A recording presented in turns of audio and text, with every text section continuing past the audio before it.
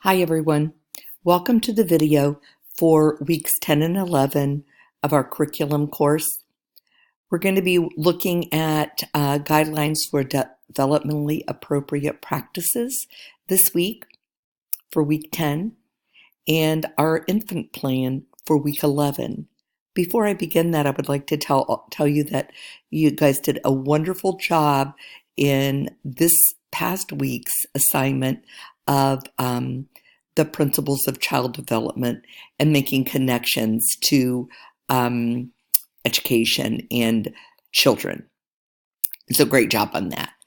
This upcoming week, we're going to be working on guidelines for developmentally appropriate practices. In our support folder,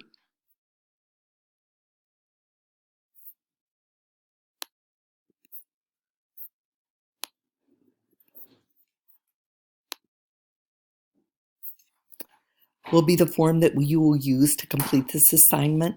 Each block is worth 20 points, and it's great because it tells you the exact pages that you need to go to be able to respond to the questions that are being asked to you.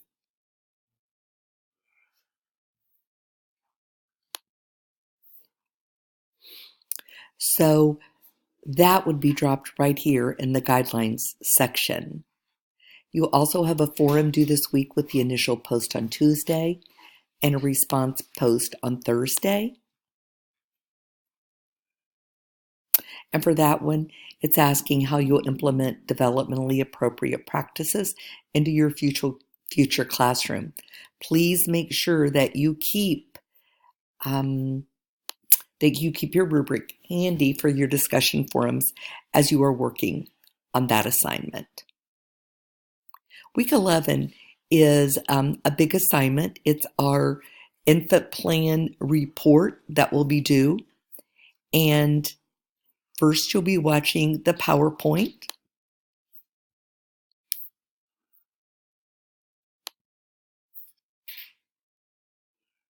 For the infant plan. This just gives you a lot of good information that you will be able to use as you're completing all of this week's assignments. Now, the infant plan is due on both Moodle and Chalk and Wire.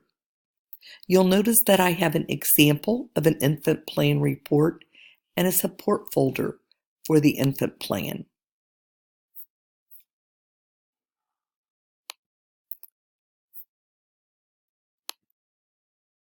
So here are the instructions and the rubric for the infant plan report. You're being asked to use the rubric as a guide, complete a developmentally appropriate indoor and outdoor environment plan for infants 6 weeks to age 1.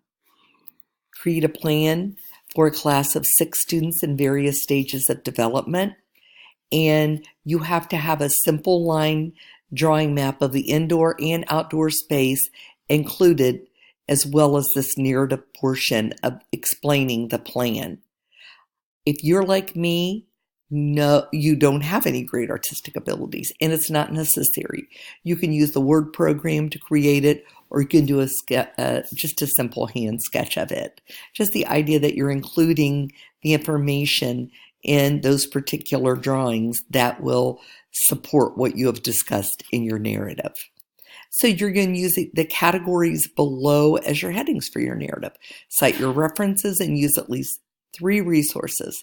One of them must be from the early learning standards. And you have to convince me that you actually understand development. It's not a preschool plan, it's an infant plan, as we said, for ages 6 weeks to a year. This is APA, so it needs to be written accordingly. So you'll see the categories. We have categories for indoor environment and outdoor environment. And the rubric works from unacceptable for 1 to exemplary for 4. Everything is laid out here. I'm not going to read it for you.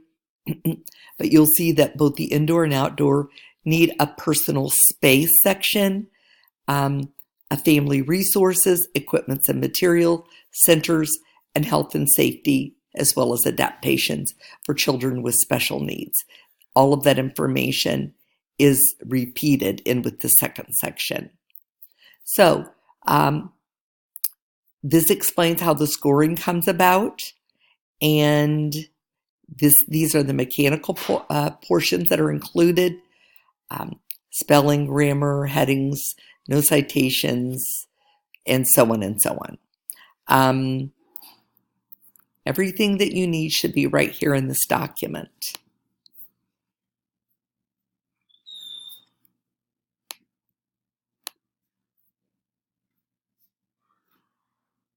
The numbers look a little strange simply because this is typically online an 8-week class, but it's stretched throughout your entire semester as traditional undergraduate students. So here is your slot to insert the infant plan for Moodle.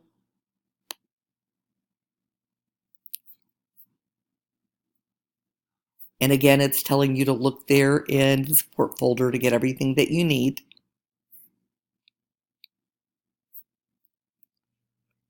And again, it needs to be sent in on both Moodle and Chalk and Wire. Here's an example of an infant plan report for you. I found that seems to be helpful for most people. So here's the introduction for the infant plan. We're talking next about the indoor environment.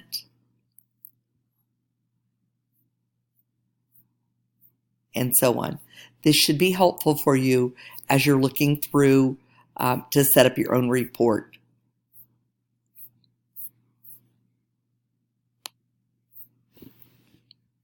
As always, if you have any questions at all about any of these assignments, please let me know. It's pretty straightforward and laid out for you, but don't hesitate to contact me for anything if you need me. I hope you all have a wonderful week, and I look forward to talking with you soon.